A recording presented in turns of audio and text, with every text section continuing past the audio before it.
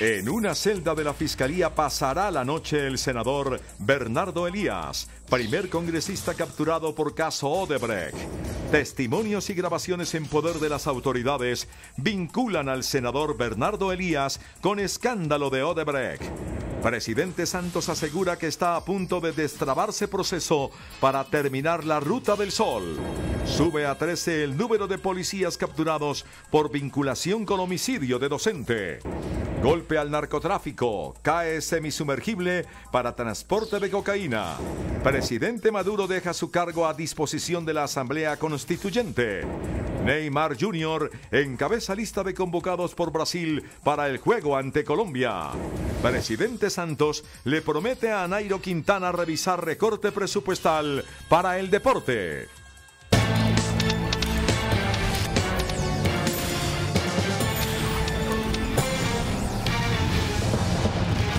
Buenas noches. En una de las celdas del búnker de la Fiscalía en Bogotá pasará la noche el senador Bernardo Elías, capturado por orden de la Corte Suprema, que lo investiga por la presunta recepción de sobornos por parte de la multinacional Odebrecht. CMI conoció parte de los testimonios que vinculan con este escándalo al senador cordobés. La detención se produce luego de que la Corte Suprema de Justicia emitiera una orden de captura con fines de indagatoria, por lo que Elías fue trasladado bajo un estricto esquema de seguridad al búnker de la Fiscalía en Bogotá. Elías es investigado por presuntamente recibir parte de los sobornos de la multinacional Odebrecht a través del ex senador Otto Nicolás Bula con el fin de lograr la adjudicación de la vía Ocaña-Gamarra. Al respecto, el abogado Iván Cancino señaló que están a la espera de conocer los señalamientos del alto tribunal. Hay que mirar cuáles son los hechos, los cargos y las pruebas que la Honorable Corte tiene contra el senador Bernardo Elías. Su equipo de abogados vamos a analizar con calma y con prudencia cada una de las acusaciones y se irá dando respuesta una a una, así que lo que tienen que tener tranquilidad también es que el senador desde hace bastante tiempo se había puesto a disposición de la Corte, había solicitado a través de su apoderada principal una versión libre. Igualmente, el abogado indicó que el senador colaborará con la justicia. Está dispuesto a colaborar con la justicia en todo lo que la justicia quiera preguntarle, obviamente dentro del esquema de la defensa jurídica y dentro de la defensa de todos sus derechos, incluidos los patrimoniales. CMI también tuvo acceso a la audiencia de imputación de cargos del empresario Federico Gaviria, en la que la Fiscalía indica la participación de Elías y varios senadores en el escándalo de Odebrecht. Dineros provenientes directamente del consorcio Ruta del Sol y de la constructora Ruta del Sol, que tuvieron origen inmediato para lograr pagar los cohechos ofrecidos a los congresistas de la Comisión Sexta, Plinio Lano, de la Comisión Tercera, Bernardo El Ñoño Elías y Toño Guerra, como también al ex viceministro Miguel Peñalosa. Este jueves también varios familiares de Elías, incluida su prima Básima Elías, recientemente involucrada en el escándalo, llegaron al búnker de la Fiscalía en Bogotá para acompañar al senador. El testimonio del excongresista Otto Bula fue clave para que la Corte Suprema de Justicia ordenara la captura del senador Bernardo Elías. Mañana el político cordobés será escuchado en indagatoria por el alto tribunal que lo investiga por la presunta recepción de dineros de Odebrecht. La magistrada Patricia Salazar, quien es la que lleva a cargo la indagación preliminar contra el senador Bernardo Elías, ordenó su captura argumentando que existen pruebas suficientes. Fuentes del alto tribunal revelaron a CMI que las pruebas que soportan esta captura no solo son documentos aportados por la Fiscalía, sino la declaración que entregó el excongresista Otto Bula, quien explicó cómo se habría acordado el pago de comisiones por adjudicación de contratos de la Ruta del Sol 2. Se reveló que Bula, como parte de su acuerdo con la Fiscalía, entregó un teléfono celular donde no solo tiene conversaciones grabadas, sino supuestas fotografías de cheques con millonarias sumas de dineros que al parecer fueron entregadas al senador Elías. El excongresista afirmó que se hizo un acuerdo de pago del 4% del valor total de la edición del contrato de Ocaña-Gamarra, del cual la mitad de ese porcentaje iría para el Ñoño Elías. Bula ratificó también que se acordó el pago de 10.000 millones de pesos al congresista a raíz de un subcontrato de la Ruta del Sol 2 con la firmación de Gabriel Dumar. Otra de las pruebas son varios retiros bancarios por valores de 180 y 300 millones de pesos que hizo Edgar Pemberti, conductor de Bula, para entregar este dinero en efectivo a Básima Patricia Elías, prima del ñoño Elías. La Corte Suprema de Justicia ahora se alista a escuchar en indagatoria al senador Elías y una vez finalice su diligencia, decidirá si lo cobija o no con medida de aseguramiento. ñoño Elías deberá responder ante la Corte Suprema de Justicia por 5 delitos: concierto para delinquir, enriquecimiento ilícito, interés indebido en la celebración de contratos, lavado de activos y cohecho. Y solo hasta el próximo lunes un juez definirá si envía a la cárcel al empresario Gabriel Dumar, quien es investigado por servir presuntamente de intermediario en la recepción de sobornos por parte de Odebrecht a través de la filmación. La diligencia en la que se debía definir la medida se aplazó. La Fiscalía solicitó que sea enviado a la cárcel el empresario Gabriel Dumar. No obstante, el juez del caso decidirá la suerte del empresario el próximo lunes. Dumar no aceptó su participación en los delitos de lavado de activos y enriquecimiento ilícito. Sin embargo, fuentes cercanas al proceso indicaron que el empresario buscará llegar a un acuerdo con las autoridades. De acuerdo con la investigación, a través de la empresa Sion se habría recibido parte del dinero de los sobornos de Odebrecht que presuntamente terminaron en las cuentas de varios políticos para la adjudicación de la vía Ocaña-Gamarra. Dumar es cercano al senador Bernardo Ñoño Elías e incluso se pensó en su candidatura a la gobernación de Córdoba en los pasados comicios regionales. Durante la posesión de los nuevos ministros de Vivienda, Jaime Pumarejo, y de Transporte, Germán Cardona, el presidente Juan Manuel Santos anunció que está a punto de concluir la liquidación de la Ruta del Sol 2, lo que permitirá el inicio automáticamente del proceso para adjudicar las obras de terminación de estas obras. El jefe de Estado aseguró que luego de un periodo dispendioso y de mucho análisis jurídico, por fin se está llegando a la terminación de la liquidación de la Ruta del Sol 2, lo que generará una rápida conclusión de esta importante obra. Ayer recibimos una buena noticia, muy buena noticia, y es que finalmente se destrabó la liquidación de la Ruta del Sol, entonces ya podrán girarse los recursos y eso tenía en cierta forma paralizado una parte importante de los cierres financieros, o sea que eso, ayer recibí la noticia, se destrabó y eso debe de facilitar mucho que toda la máquina de la infraestructura siga avanzando en la dirección correcta. El primer mandatario reiteró que la infraestructura continuará su rápido avance en el país, lo que impulsará la economía en el segundo semestre del año. Por su parte, el presidente Juan Manuel Santos, durante la posesión de los nuevos ministros de Transporte y Vivienda, aseguró que el país quedará con la mejor infraestructura de toda su historia. ¿Cuánto no añoraban una buena carretera entre Buenaventura y Cali? Estuve hace 3 semanas, esos viaductos, 11 puentes, son como dignos de Alemania o de Suiza, realmente una cosa espectacular y tenemos entonces que seguir empujando. El presidente Juan Manuel Santos, quien cumplió hoy 66 años de edad, asegura finalmente que el gobierno tiene listo para la recuperación de por lo menos 3.000 kilómetros de vías terciarias, obras que se desarrollarán con los recursos de las regalías. Uno de sus grandes retos, doctor Germán, va a ser que cuando el Congreso de la República, doctor Andrés García, señores senadores, por favor, aprueben el último debate de las regalías para las vías terciarias, inmediatamente comience la construcción, que eso es lo que todos los campesinos están pidiendo. Aumentó de 11 a 13 el número de policías capturados por la Fiscalía por la presunta participación en el crimen del docente Javier Ocampo Cepeda, primo del senador Iván Cepeda. En la audiencia de legalización de las capturas, ninguno de los uniformados aceptó cargos. Los hechos ocurrieron en Cali en el año 2013. El ente investigador señaló que Cepeda habría recibido 5 tiros por parte de los uniformados.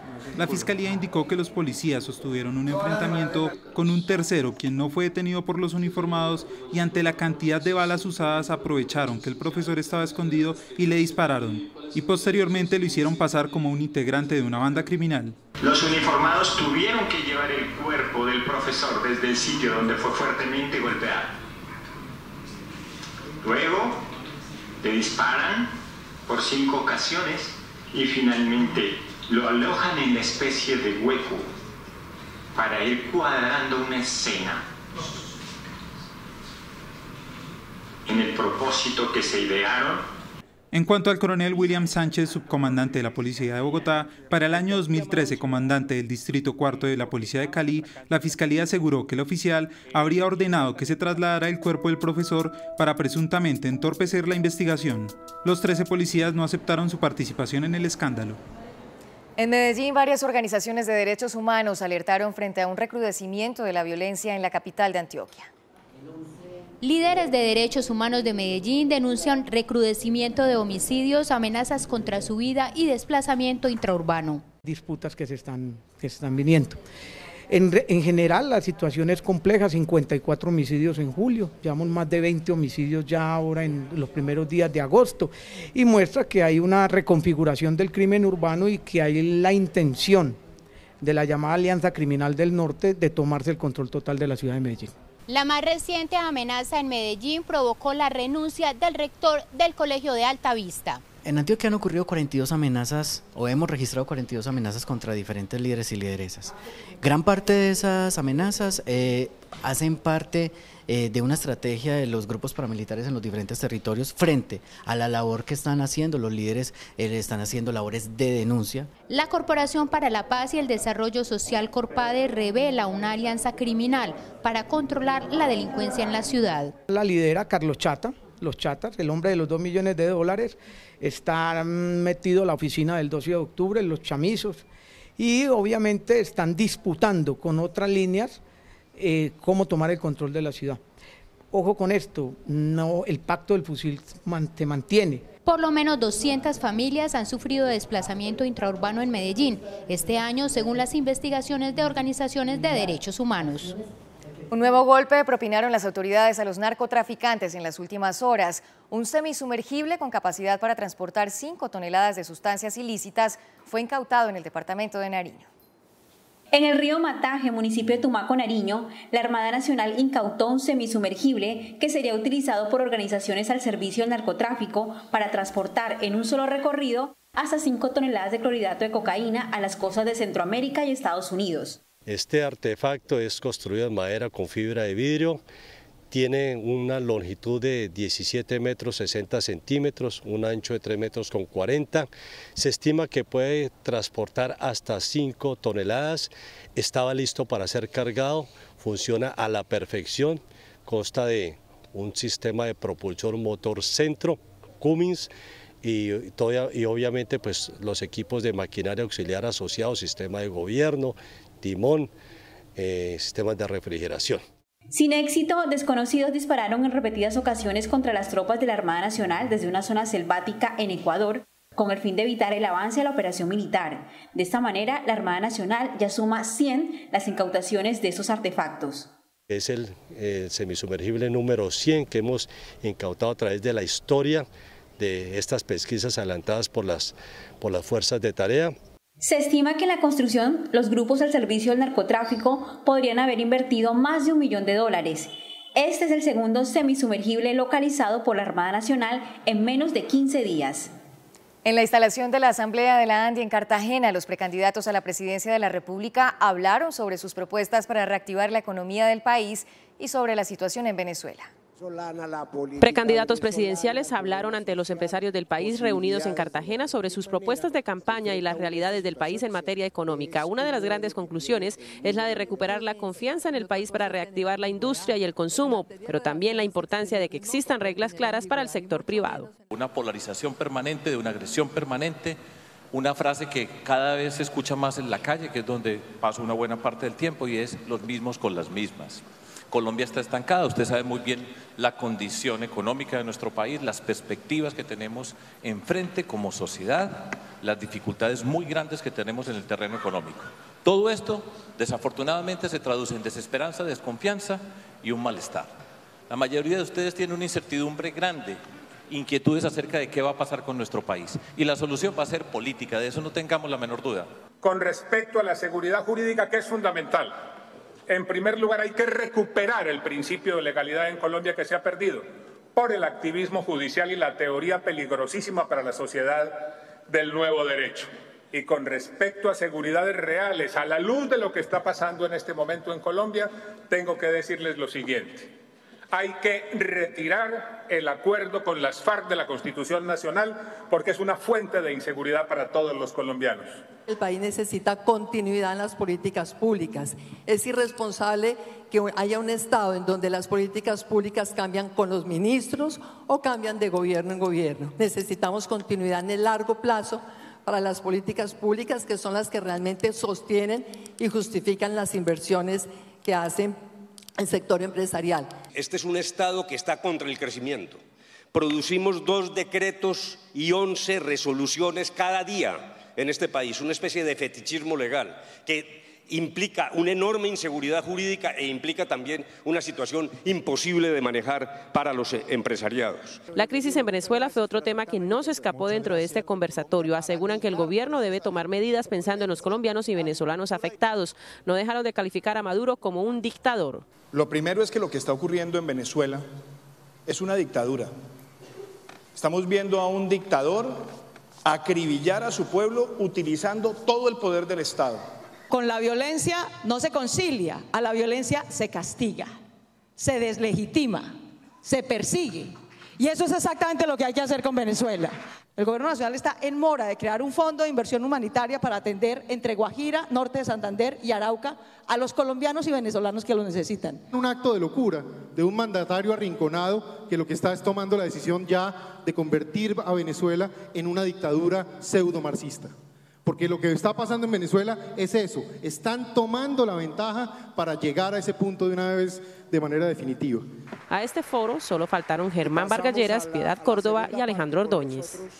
El Contralor de Bogotá, Juan Carlos Granados, abrió un proceso de responsabilidad contra el alcalde Enrique Peñalosa y el gerente de la empresa Metro, Andrés Escobar, por presunto detrimento patrimonial al no utilizar estudios ya existentes para la construcción del Metro de Bogotá.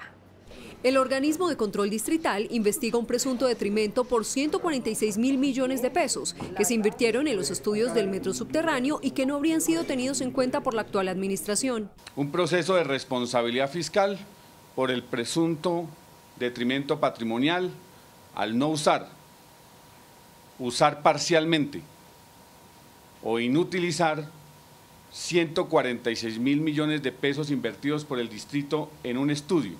El 29 de agosto, el alcalde Peñalosa y el gerente de la empresa Metro, Andrés Escobar, tendrán que asistir a una versión libre para explicar por qué no se han usado los estudios existentes. Se determinará si son pertinentes o no la toma de medidas cautelares. El alcalde Peñalosa se refirió al proceso de responsabilidad fiscal y aseguró que los estudios de la administración pasada no eran viables para construir el Metro de Bogotá.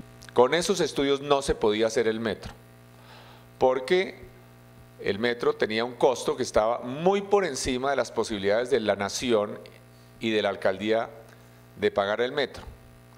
Por eso nosotros hicimos los estudios necesarios para hacer el metro. La investigación fiscal no interrumpe ningún proceso administrativo que esté adelantando la alcaldía para contratar la ejecución del metro en Bogotá. Nos vamos, gracias por su compañía. A las 8:30 la información internacional. Ya nos vemos.